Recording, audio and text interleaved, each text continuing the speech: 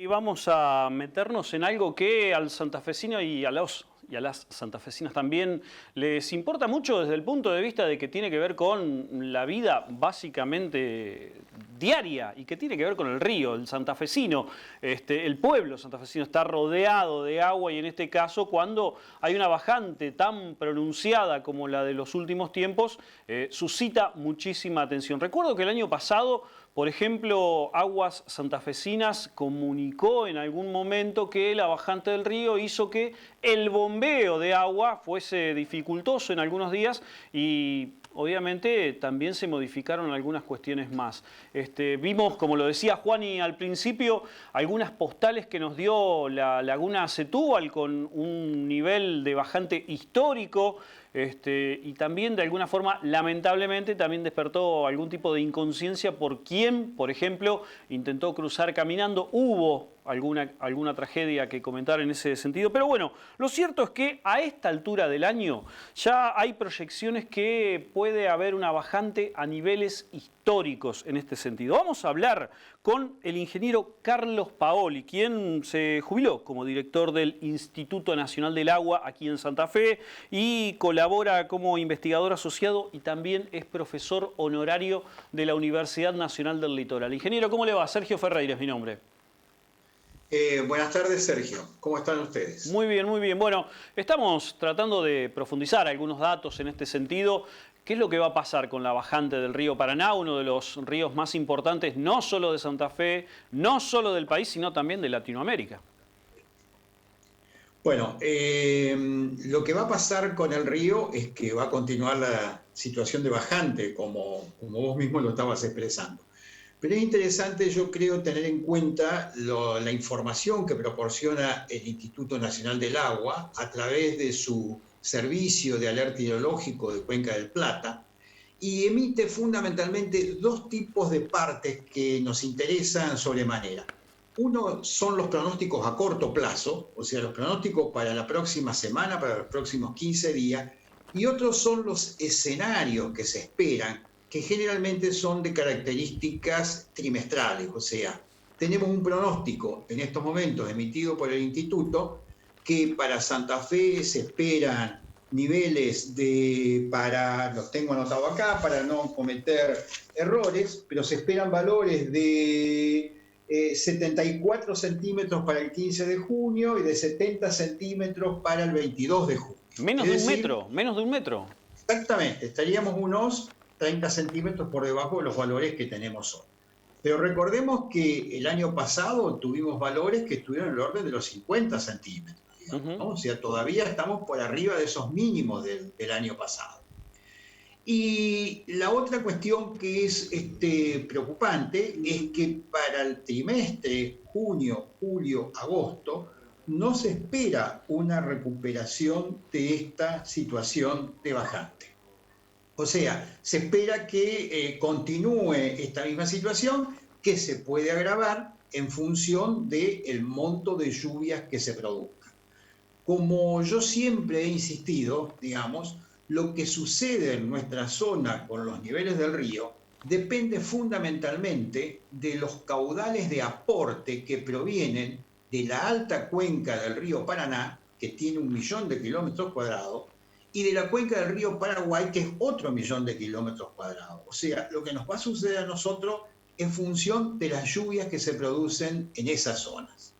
Las lluvias han sido deficitarias, y la otra cuestión sumamente importante que ya el año pasado lo advertimos, e inclusive ha sido presentado en varias jornadas, hecha por la Bolsa de Comercio de Rosario, por el IAR, por el mismo INA, por la universidad, es que la historia nos muestra que las grandes situaciones de bajante, las bajantes críticas de las cuales se tiene registro desde el principio del siglo pasado, nunca se dieron en forma aislada en un año.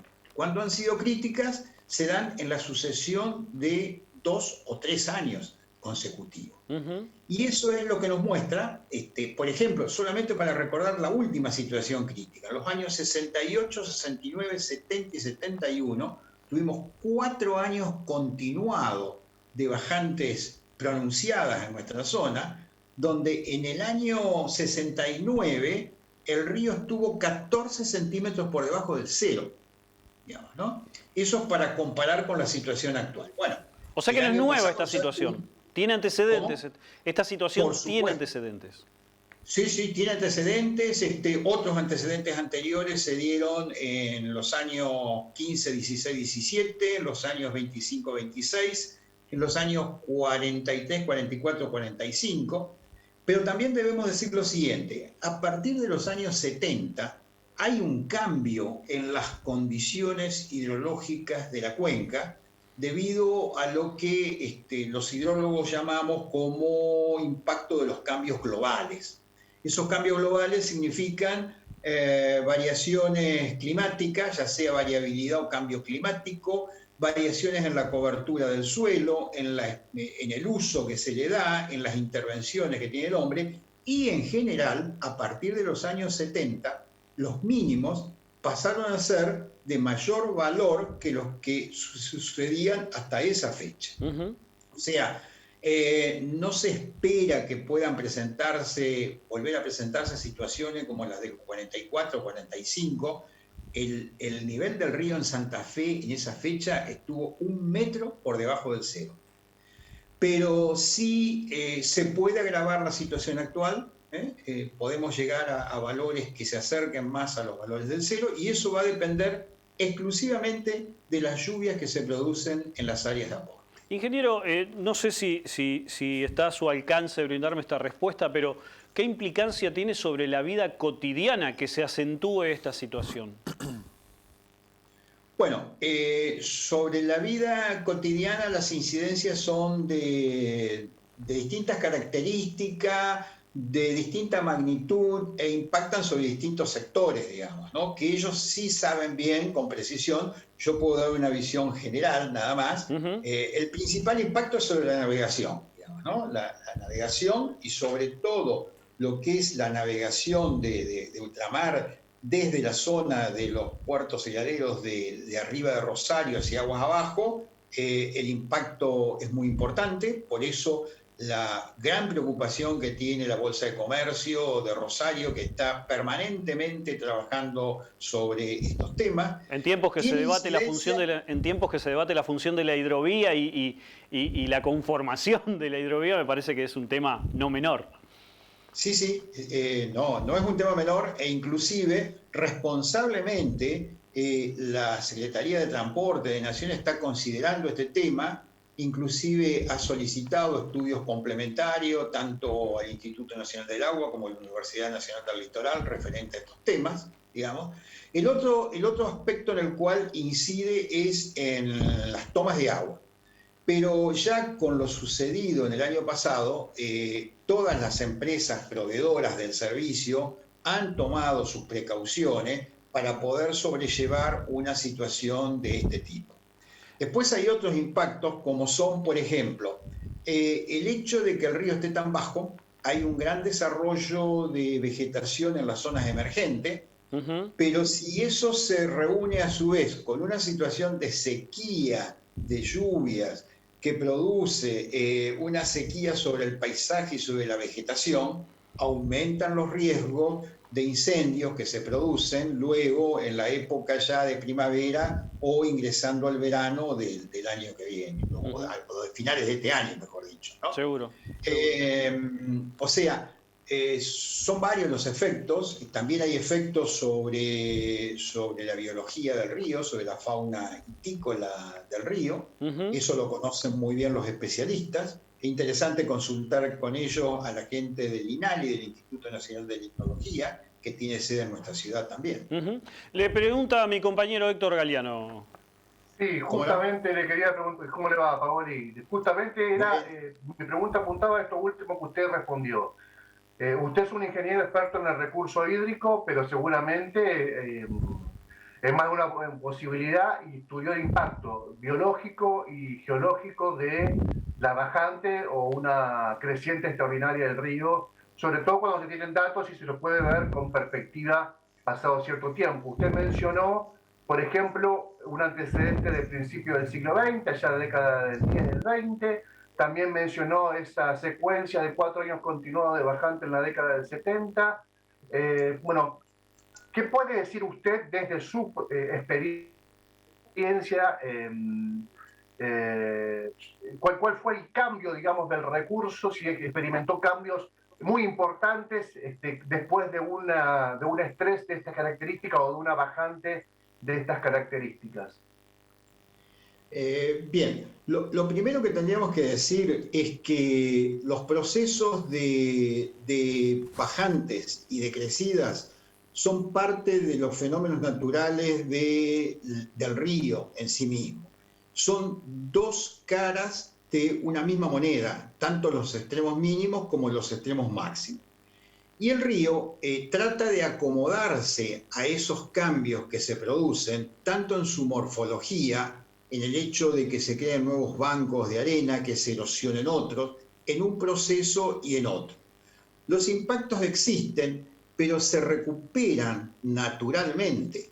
Lo que yo no estaría en condiciones de decir, pero sí creo que mis colegas del INARI, como mencionaba, ellos conocen mucho mejor cuál es el impacto cuantitativo que tienen, si puede disminuir y en qué porcentaje la fauna y en cuánto tiempo se recupera. Pero lo que sí sé es que se ven modificados todas esas cuestiones. Así como se modifica el caudal, se modifica la vegetación, se modifica la morfología y demás. Pero el río va recuperando luego estos procesos, tendiendo a su situación natural. Y fue afectado mucho el entorno del río, porque en los 70 no estaba desarrollado el entorno de la laguna Setúbal, al puente colgante, todo lo que después fueron grandes emplazamientos recreativos, este entorno, digamos, provocado por el hombre. ¿Cuánto afectó al curso del río? Bueno, Héctor, lo que vos mencionabas es un punto crítico y hiciste muy bien en recordármelo. ¿Por qué se ven ahora mucho más los impactos? Bueno, porque cuando se dieron esas bajantes o esas crecidas catastróficas del siglo pasado, no había el uso del espacio que hay actualmente, ni los aprovechamientos que hay actualmente. Entonces, la magnitud de los impactos, aún con situaciones que no son tan extremas como se dieron anteriormente, la magnitud de los impactos ahora son mayores, indudablemente. Hasta los años 60, por ejemplo, la Ruta 1 prácticamente no existía. Era una ruta secundaria que se cortaba permanentemente. Luego, con las crecidas que se fueron produciendo, se fue elevando cada vez más la Ruta 1 y se fue impidiendo el paso del agua de desborde del río hacia la zona oeste. En la medida que se impidió su paso, se fue conduciendo hacia aguas abajo y encontró como único punto de paso el arroyo Leyes. Entonces el arroyo Leyes incrementó notoriamente su caudal y produjo todos los cambios que se han observado en la laguna Setúbal. Al respecto, son muy interesantes los trabajos de un colega de la facultad, el licenciado Carlos Ramonel, que permanentemente está dando información respecto a las modificaciones del sistema de la Setúbal. Ingeniero, le agradecemos muchísimo su tiempo y seguramente cuando haya nuevas noticias respecto del caudal del río lo estaremos molestando. Bueno, cómo no. Será un gusto tratar de aclarar lo mejor que se pueda, aunque uno no puede cambiar estas situaciones, ¿no? Le agradecemos muchísimo. Muy bien.